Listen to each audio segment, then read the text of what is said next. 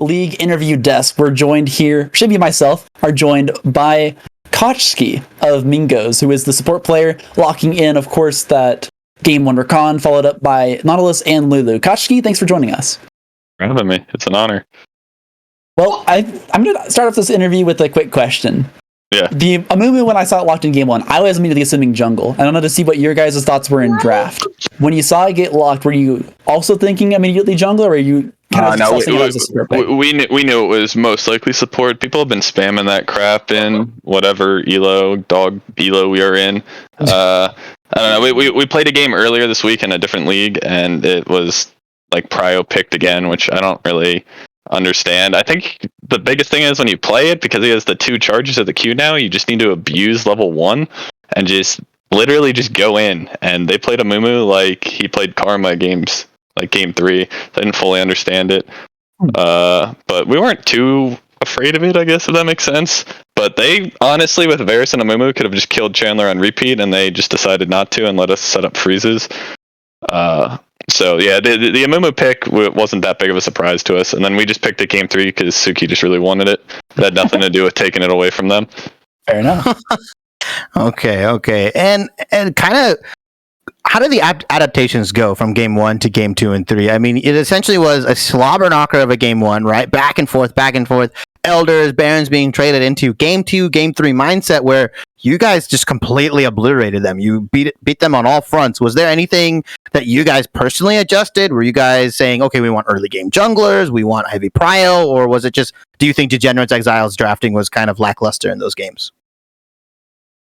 I mean, I think the big thing is game 1, for some reason, we saw a Corki package and just thought it automatically meant we couldn't do anything. And we just kind of just gave up the first 3 dragons. And that was just a horrible decision on our part as a team. And then once he didn't play Corki and we saw that guy's a Nivea game 2, we knew we had Prio mid and their sub bot. We knew we had Prio bot the entire game. Games 2 and 3. So I think the big thing was dragon control. That's what kind of screwed us over game 1. Giving them Inferno Soul on a poke comp is kind of rough to play against, regardless of what your team is.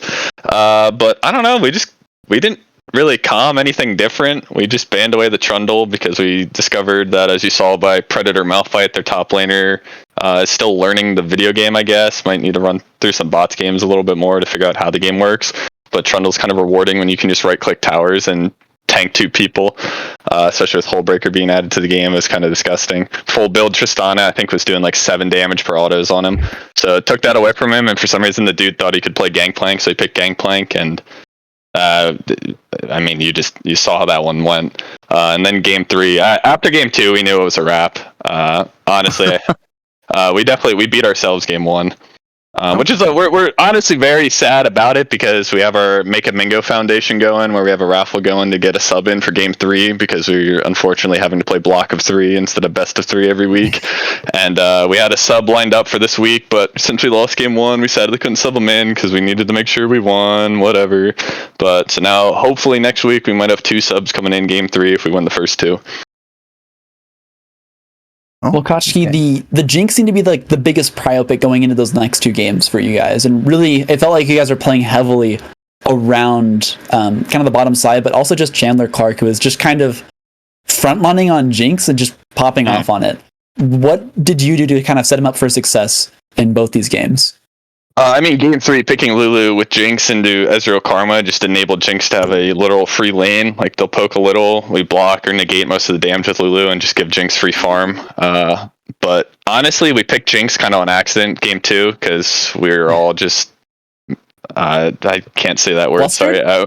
No, not at all. We were all just screwing Mingling around. out? We'll say screwing around in Discord, and we kind of forget we're drafting. So it's whoever has the link is usually the one that just kind of picks champions. And Suki saw someone else play Jinx like a week ago and kind of liked the AD carry, so he just locked it in for Chandler, and we just rolled with it. And then game 3, Chandler was feeling himself with the Jinx rocket, so he decided to start shooting a few more game 3. And it was a free like farm scale lane game 3, so we figured Jinx was a good hyper carry for that situation. We weren't going to go all in with like Tristana or something like that. But yeah, no, and honestly, it came from Suki wanting to see Jinx, not even necessarily Chandler's Jinx, just wanting him to see Jinx.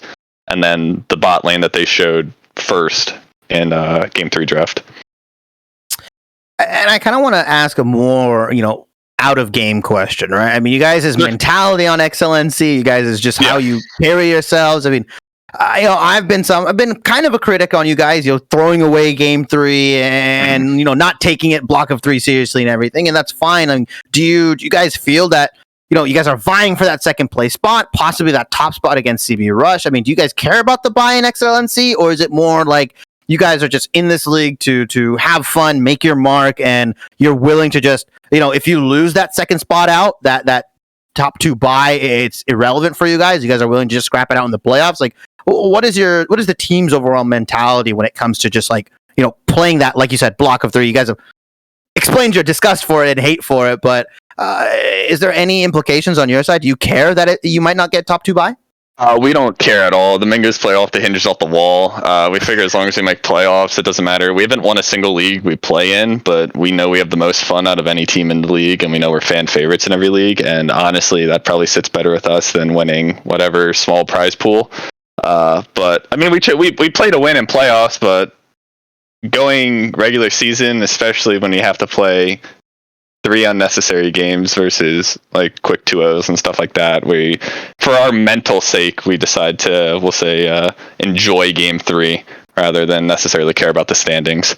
And again, as long as we make playoffs, that's the biggest thing. We don't care about seeding because it's a freaking plat-capped league where every team sucks, including us. So whatever place you are in playoffs, any team could theoretically win a playoff series, if that makes sense.